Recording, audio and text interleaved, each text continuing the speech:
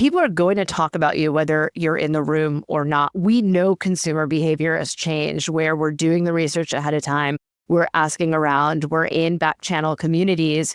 Why not have a proactive approach to doing this and help augment that narrative? I'm Jonathan Gandalf, and welcome to the Content Cocktail Hour, powered by The Juice. Our mission is to squeeze out the deepest secrets of B2B marketing professionals to help you push your brand to the forefront of the industry. Let's raise the glass. Welcome back to the Content Cocktail Hour. Jonathan here, host, founder, and CEO of The Juice, your B2B content curation platform. I am thrilled to be joined by Gianna Scorsone, COO and co-founder of Champion, who's really changing the game for customer marketing teams, customer teams, and really just transforming the whole go-to-market motion with what they're building at Champion. So I'm excited to dig into all of that. But before I just ramble on too long, G, why don't I let you introduce yourself in your own words and tell us a little bit about your background and your role at Champion. Oh, thanks so much. As you mentioned, my name is Gianna, but everyone calls me G, so we're going to stick with that. I've been in sales for my entire career, so a couple of decades now, primarily in sales leadership and running the full gamut of go-to-market, everything from SDR, BDR, all the way through customer success. And I've had the privilege of working both in tech services and tech product as well, and really seeing the nuances between PE-backed firms versus VC-backed businesses, profitable growth versus growth at all costs. So I'm a lot older than I look, so I've seen the gamut. I love that. G, thanks so much for joining us. I'm excited to learn a little bit from kind of your sales background, moving into the customer world and digging into kind of this transformation that Champion is leading. But before we do that, this is the Content Cocktail Hour. So we always like asking all of our guests, what are you enjoying drinking nowadays? That's a really great question and throws me off a little bit. For starters, coffee in the morning, there's got to be coffee. And I'd be crazy if I didn't answer that. Amazing. And then water throughout the rest of the day. But the drink that I'm like obsessed with, Trader Joe's has the most delightful, sparkling coconut water with yuzu. Comes in a skinny can, and it is delicious on its own, or you could add a little cheeky something to it, and it makes a great mixer as well. But life is just better with bubbles, so. I could not have ever guessed the very next word you were going to say after Trader Joe's, coconut water, sparkling with yuzu. I had no idea where that sentence was going, but I liked where it landed. All right, well, let's begin. Started in sales. You mentioned you saw everything in sales all the way through to customer success. Now you're COO of a business that's helping with go-to-market. Maybe the big question I'm asking is why? What led you to wanting to start a business that is transformational and thinking about customer marketing in a unique way? And what's been the biggest learning of transitioning from that go-to-market function to that COO function? Well, I've been COO before, and I was in tech services helping to build that org from 5 million to 100 million, and we had an exit. It was wildly fun and wildly hard because that was when we were PE-backed and profitable growth, so driving 15% EBITDA. So we had to be really scrappy and really cheap. But what it enabled was really thinking about how do we make that engine run? And at each plateau, you need different systems versus culture. And what are those right changes to put in place in order to propel that growth that you're looking for? And there are big moments getting from 20 to 50 and then getting from 50 to 100. You really need to think about that transformation. And throughout all of it, I think the two pieces that stood out most to me that I wish we had gotten to sooner, and they were the big learns. One is just the cross-functional collaboration and alignment on goals. And so really thinking about how do teams work together and how do we make it a smoother experience? And that brings me to the second, which is focus on the customers. When we were going from 0 to 10, we really focused on net new logo acquisition. And actually that brought us to about I'd say the 30 million mark. In order to get to that next plateau, we really needed to focus in on customers and think about how do we go wide within each logo? How do we expand each logo? How do we retain each logo? And then how do we utilize those relationships to broker new relationships as well, where we'll get to the new logos as well. And so through my experience as COO of this tech services firm, it gave me the know-how that I think a lot of SaaS go-to-market leaders just didn't have. When I got to my last gig where I was the GM of North America for a leading SaaS software, teams didn't talk to each other. I mean, there were silos. And so what you have, right, like no surprise, but what you have is a lot of fallout. And so when you follow that customer journey, what you're thinking about is who are we going to catch? What customers are going to fall out, as opposed to let's optimize this experience. Let's align on our goals so that we're all reaching towards the same quality and reaching towards that same end result. And what you'll do instead is now start to identify the opportunities at each hop. And this is really how you grow. And so it's that twofold of really understanding the cross-functional need for alignment, and then the intense focus on the customer journey and the customer themselves. And so that philosophy really weaved through how I believe we need to grow. And through that, in my experience at Aircall, that's where I met my co-founder, Jeff Reekers, who is global CMO. And so we really talked about how to transform the go-to-market motion in North America. And we started to weave together some solutions. And in looking for a tool to really focus in on this idea of customer-led growth, we just didn't find one that really suited our needs. And that's really the impetus for where we started to think about solving for this problem. Yeah, so you started Champion as co-founder. I'm curious, was it a specific pain point that led you to start Champion, or was it this shift of NRR became the measuring stick? I don't know, maybe 4 or 5 years ago, maybe even shorter time frame than that. Was there a gap in the market, or was the pain just so literal that you wanted to run to that? Yeah, I mean, I think it's twofold, right? Like we were thriving, and then all of a sudden the economy shifted after COVID, and now no company was thriving, right? And people were getting laid off left and right. And all of a sudden, that's when NRR became real. I think it was relevant 5 years ago and talking about it, and this whole idea of everyone's being customer obsessed, that was for show. Let's face it, it was. But it became a reality when all of a sudden you really needed to look at your financials. You really needed to look at, efficient growth as the means to survive.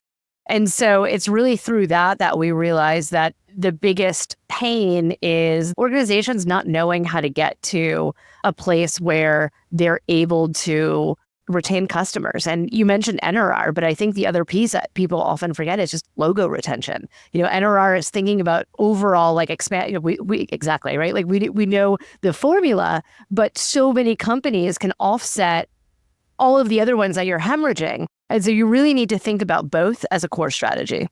It's fascinating. It's really good. Maybe last question on this, kind of like your path to Champion. Then I want to talk a little bit more about the people that Champion serves. But you left a very successful company to start a company, brand new company, a startup, in one of the most difficult startup environments ever. What are you doing? We all have to know our sweet spots, right? My sweet spot is really, startup to scale up. And it just got to be a point where it was no longer fun. It just got big, and I don't enjoy navigating. And it's also not my strength when a company gets to a certain size. That's the brutal truth. We have to know where our sweet spots are. My sweet spot is that the 5 million rather to 75 million. Right? If that point in time is really exciting. Now, we're startup, so I'm 0 to 5 right now. I've never done that before. That's wildly new. So I look forward to getting to that 5 million part so that I could really tap into my ultimate strengths. But it's a fun ride, and the momentum feels amazing. I would say I get dangerous when I'm bored, and I think you're exactly right. Totally. There's something about the chaos that just some people love and operate in, and I like that every decision has a consequence. Sometimes good, sometimes bad, but you can see it literally. You can, and it allows you to be more nimble. We often use the word iterate, and we also often use the word agile. I think what it really is a nimbleness, right? And so as you're building, there's not so much red tape where you have to wait quarter upon quarter to look at the results, and instead it's a more micro rollout where you're looking at, again, just these moments in time where you might want to iterate, where you might want to change and have that truly agile approach. And that's what's fun. And I think that type of environment is fixing the chaos, right? How do you have organized chaos? And that 0 to 1 or 0 to 5 motion right now, I mean, what it really means is I'm just dusting off, and I'm once again a sales rep. I'm once again a marketer. I'm once again a customer success rep. So kind of I've done that before. Yeah. Love that. All right, well, let's talk about what Champion is doing. I'm going to look at it through my marketing lens, right? That's my background and what I do. And I often think like customer marketing is a secret superpower for a lot of marketing teams when it's done well.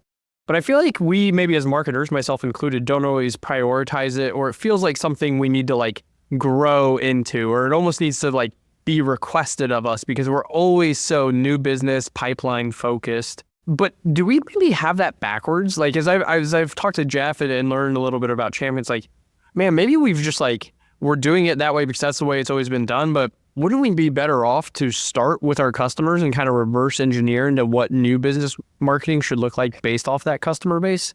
Quite simply, yes. And that's kind of common sense, right? Think about a local mom and pop shop that opens. They do really well because of their regulars, and they're going to try and increase their foot traffic. They're going to try and get people in there, but it's about their regulars that are really making their business work. Your regulars are then going to talk to other people and send them to that same shop, and that's how your business is going to grow.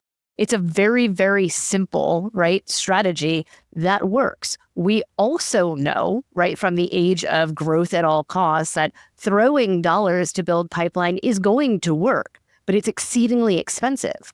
And so as you start to hemorrhage these customers because you're not investing in CS, you're not investing in CS tools, you're not investing in customer marketing, all you're doing is this constant hamster wheel. Because you're not only trying to catch up and make up for the customers that you're losing or contracting, but you also want to grow on top of that. So you're going to have to spend more money to reacquire those customers and then spend even more money to get that growth that you're looking for. It doesn't make sense. I love that analogy of the mom and pop store and the regulars. That's so simple, but like so true. It's every business, right? You grow through your customers and their word of mouth and their network and their ecosystem. We use a lot of really complex words in B2B sometimes to explain very simple I told you, I come from services. I'm a simple gal. I love that. Again, kind of my marketer bias here. A lot of marketing budgets have been shrinking, reducing, pausing, slowing down recently. Team sizes kind of in that same bucket. What's the best way for a under-resourced, I think even in good times, marketers believe we're all under-resourced, but what's the best way for a marketing team to make sure that they're giving customer marketing the time and attention it deserves? Honestly, I think this is a CFO conversation. And this is where I'm starting to get really excited because it's not just let's do customer marketing because it's going to make the customer feel valued. That absolutely should happen and needs to happen. However, if you want it to be a growth measure, this is now a CFO conversation. Let's transform how we're structuring our go-to-market engine and really thinking about this notion of customer-led growth. It's going to create efficiency. I mean, if you look at even things like community, and that's adjacent to what we're doing at Champion, but that's going to reduce the number of support hours, right? That's going to reduce probably the number of support people that you need on your team because you're creating an environment where people get these questions answered either peer-to-peer or the one-to-many word of mouth. Customer marketing can do very similar tactics in reducing cost measures, in addition to really understanding what customers you should be focused on. And so at Champion, we have deployed AI to really help identify who are your Champion users, who are the people that you or are most likely going to take an active advocacy, a positive word of mouth, right? And thinking about that voice of customer.